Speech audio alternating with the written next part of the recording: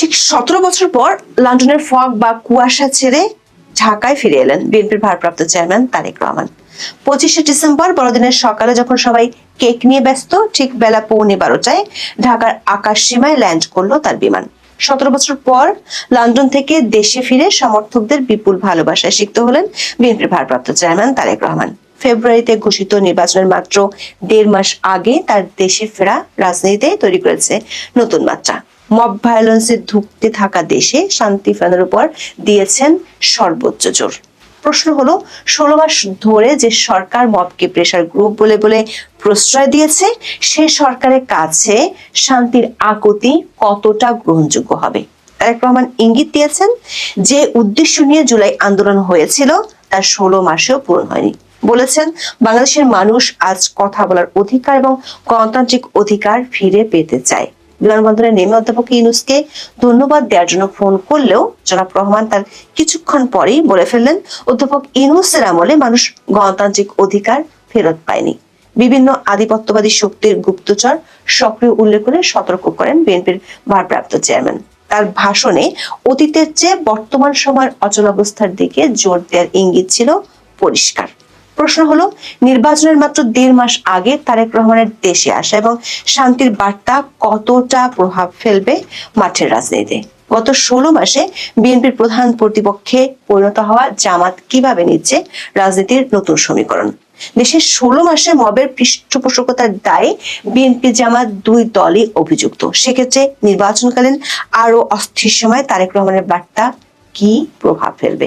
তিনি সব দলের প্রতি শান্তির আহ্বান জানানোর মধ্য দিয়ে বিশেষ কোন ইঙ্গিত দিয়ে দিলেন? বিস্তারিত হযরত শাহজালাল আন্তর্জাতিক বিমানবন্দরে 25শে ডিসেম্বর বেলা 11:15টার দিকে অবতরণ করেন তারেক রহমান।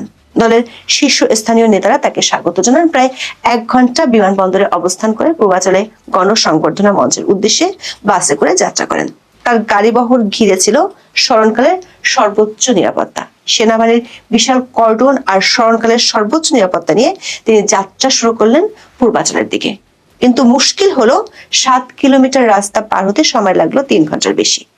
তারেক রহমানকে স্বাগত জানাতে বিমানবন্দরের আশপাশে সড়ক ও পূর্বাচলে সমবেত হন লাখো নেতাকর্মী। বুলেট প্রুফ বিশেষ বাসের ভিতরে দাঁড়িয়ে অভিনন্দনের জবাব দিতে দিতে সংবর্ধনা স্থলে যান তারেক রহমান। বিকেল 4টার আগে পূর্বাচলের সংবর্ধনা মঞ্চে ওঠেন তারেক রহমান। বক্তব্যের শুরুতেই আসে 71-এর মুক্তিযুদ্ধের প্রসঙ্গ। সেই সঙ্গে 1975 সালের 7ই নভেম্বর, 90 এবং 24-এর অভ্যুত্থানের প্রসঙ্গ উল্লেখ করেন। 24-এর আন্দোলনের 16 মাসেও লক্ষ্য পূরণ না হওয়ার ইঙ্গিত দিয়ে বলেন, আজ বাংলাদেশের মানুষ কথা বলার অধিকার ফিরে পেতে চায়। তারা তাদের গণতান্ত্রিক অধিকার ফিরে পেতে চায়। বাংলাদেশের মানুষের যোগ্যতা অনুযায়ী ন্যায্য অধিকার, সবার অধিকার নিশ্চিত করার বাংলাদেশ করার আহ্বান জানিয়ে বলেন, একটি নিরাপদ বাংলাদেশ গড়ে তুলতে চান, যে বাংলাদেশে নারী, পুরুষ, শিশু যেই হোক না কেন ঘর থেকে বের হলে নিরাপদে আবার ঘরে ফিরে আসবে। দর্শক, বিএনপির ভারপ্রাপ্ত চেয়ারম্যান এমন এক সময় দেশে ফিরেছেন যখন দেশে চলছে অরাজকতার মহোৎসব। একদিকে মব ভায়োলেন্স বা গণপিটুনির মহোৎসব, অন্যদিকে সরকার সমর্থকরাও মবের কারণে দিশেহারা। ইনকলাব মঞ্চের ওসমান হাদি মারা গেলেন, আর তার কয়েক ঘন্টার মধ্যে প্রথম আলো, ডেইলি স্টার, এমনকি ছায়ানট ভবনেও আগুন ধরিয়ে দেওয়া হলো। ধর্ম নিয়ে কটূক্তির অভিযোগ তুলে ময়মনসিংহের ভালুকায় 18 ডিসেম্বর দীপুচন্দ্রকে পিটিয়ে এবং পুড়িয়ে হত্যা করা হয়। পরদিন পুড়িয়ে দেওয়া হয় পল্টনের উদীচী কার্যালয়। প্রবাদ আছে, ভাগের মা গঙ্গা পায় না। এখন দেশের শান্তি শৃঙ্খলার অবস্থাও অনেকটাই তাই। এই অবস্থায় তারেক রহমান মঞ্চে দাঁড়িয়ে 3 বার বললেন, আমরা দেশের শান্তি চাই। কেন 3 বার? বোধহয় তিনি জানতেন, একবার বললে অধ্যাপক ইউনূসের যমুনায় হয়তো পৌঁছাবে না। তিনি তরুণদের সতর্ক করে দিয়ে বললেন, আধিপত্যবাদী শক্তির গুপ্তচরেরা চারদিকে ঘুরঘুর করছে। মব বাহিনীর উত্তাল সন্ত্রাসী ঘটনায় প্রতিবাদ, নিন্দার ঝড় দেশের সীমানা পেরিয়ে আন্তর্জাতিক মহলেও ছড়িয়ে পড়েছে। দেশের সরকারপন্থী হিসেবে পরিচিত বুদ্ধিজীবী, সাংবাদিক, সুশীল সমাজের প্রতিনিধিরা তীব্র সমালোচনায় ধুয়ে ফেলছেন সরকারকে। অনেকে সরাসরি বিএনপির প্রতিও সমর্থন দিতে শুরু করেছেন। নতুন করে মব সন্ত্রাসের দায়ে অভিযোগের আঙুল তোলা হচ্ছে এই সময় বিএনপির প্রধান প্রতিপক্ষ জামাতের দিকে। ঠিক এমনই এক সময় নির্বাসিত জীবন শেষে দেশে ফিরেছেন তারেক রহমান। দর্শক, রাজনীতিতে নাকি কোনো স্থায়ী বন্ধু বা শত্রু নেই। বিএনপির এক সময় কঠিন মিত্র জামাতের দিকে বিএনপির জ্যেষ্ঠ নেতারা এখন সরাসরি আঙুল তুলছেন। শরীফ ওসমান হাদির উপর হামলার জন্য মির্জা আব্বাস সাহেব সরাসরি জামাতকে দায়ী করেছিল। এদিকে তারেক রহমান বলছেন, কোনো আধিপত্যবাদী শক্তির উস্কানিতে পা দেওয়া যাবে না। প্রবাদ আছে, বজ্র আটনি ফসকা গেরো। বিএনপির শান্তির বার্তার ভেতরে জামাতের সাথে এই দ্বৈরথ শেষ পর্যন্ত কোথায় গিয়ে থাকে সেটাই দেখার বিষয়। নির্বাচন হতে বাকি মাত্র 1.5 মাস। এই সময় তারেক রহমানের এন্ট্রি যেন একদম শেষ মুহূর্তের গোল করার মতো একটা ব্যাপার।